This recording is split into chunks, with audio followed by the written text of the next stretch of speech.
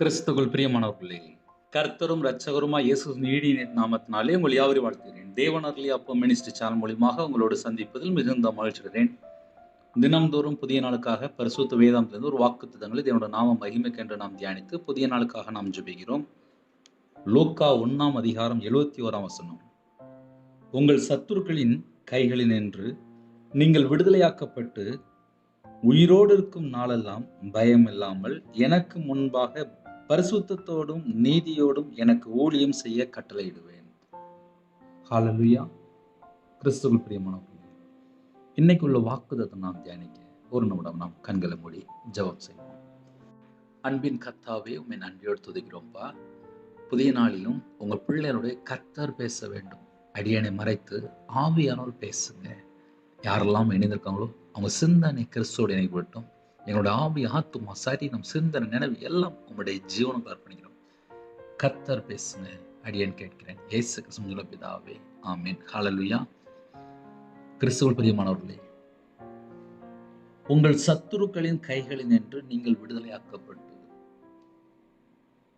ரட்சிக்கப்பட்ட குடும்பத்திலையும் இணைந்திருக்கிறீங்க, புதுசாகவும் இணைந்திருக்கிறீங்க.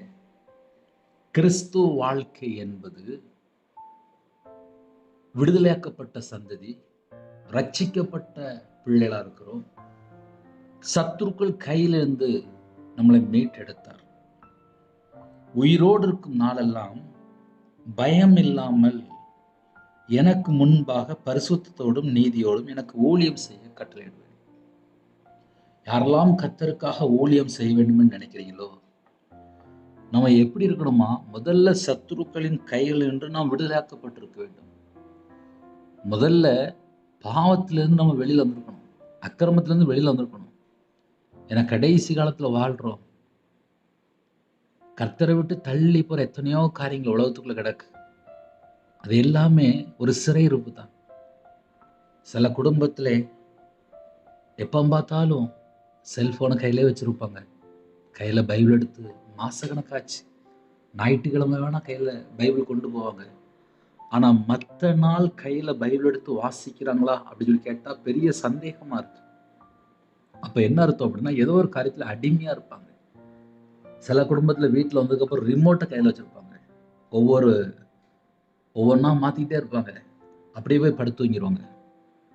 எதுலயா ஒரு காரியத்துல அடிமையா இருப்பாங்க.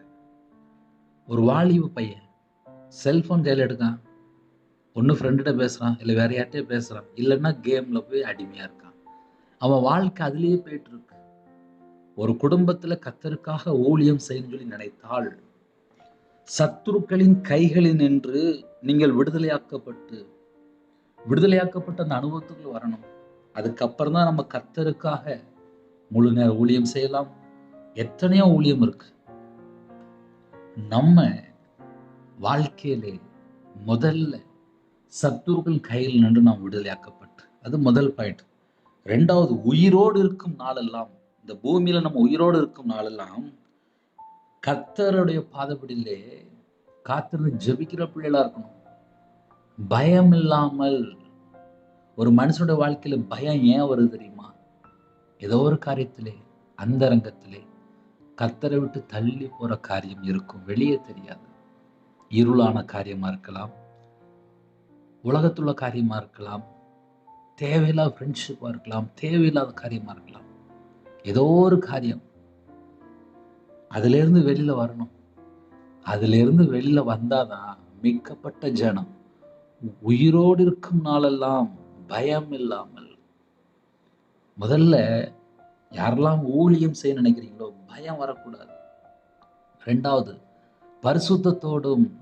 மூணாவது, எனக்கு முன்பாக நீதியோடும் ஊழியம் செய்யணும்.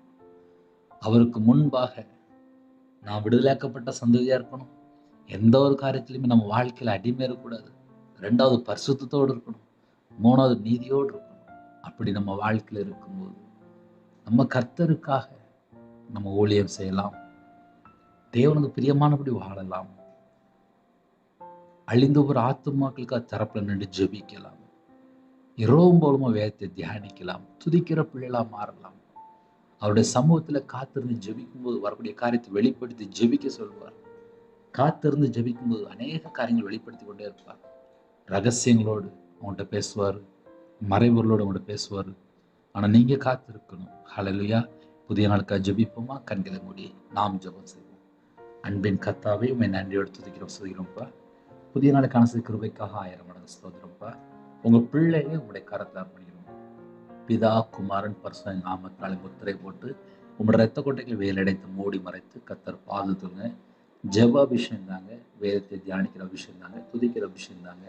பரிசுத்தாவினால் நிரப்புங்க, உங்களுடைய வல்லமையால் நிரப்புங்க, உங்களுடைய பிரசன்னத்தால் மூடுங்க, உங்களுடைய கிருபையால் நிரப்புங்க. புது எண்ணெயால் அபிஷேகம் உண்டும். ஆவிக்குரிய 9 கனிகளினாலும் ஆவிக்குரிய 9 வரங்களாலும் உங்கள் பிள்ளைகளை நிரப்புங்க. இணைந்திருக்கிற குடும்பம் கர்த்தராகிய இயேசு நாமத்தினால் ஆசீர்வதிக்கப்படட்டும். பூமிக்குரிய ஆசீர்வாதம், ஆவிக்குரிய ஆசீர்வாதம், இம்மைக்குரிய ஆசீர்வாதம், சகல விதமான ஆசீர்வாதம் பெற்றுக்கொள்ளட்டும். யாரெல்லாம் தாழ்த்துறவங்களோ உங்களுடைய கையின் கீழ் ஆசீர்வதிங்க, உங்களுடைய அப்பத்தின் தண்ணி ஆசீர்வதிங்க. இந்த நாளை கர்த்தர் பொருட்படுத்துங்க. உமக்கு பிரியமானபடி வாழ எங்களுடைய ஆவி, ஆத்மா, சரீரம், சிந்தனை, நினைவு எல்லாம் உங்களுடைய ஜீவன்கள் அப்படின்னு இந்த நாளை எங்களுக்கு ஆசீர்வதித்தாங்க. துதிகான மகிமை எல்லாம் ஒருவருக்கு செலுத்திடுவோம். இயேசு கிறிஸ்துவின் பிதாவே, ஆமென். தேவனுக்கே மகிமையுண்டாதாக. கர்த்தர் தாமே உங்களையும் உங்கள் குடும்பத்தையும் சகல காரியத்திலும் சம்பூர்ணமாக திருப்தியாக கர்த்தர் கொடுத்து ஆசீர்வதிப்பாராக. ஆமென். கர்த்தராகிய இயேசு கிறிஸ்துவின் கிருபையும் பிதாவாகிய தேவனுடைய அன்பும் பரிசுத்தருடைய ஐக்கியமும் இப்பொழுதும் எப்பொழுதும் சதா காலங்களிலும் நம்மளோடு கொடுப்பதாக. ஆமென். God bless you. Thanks for watching. Please subscribe our channel. Click the like and share.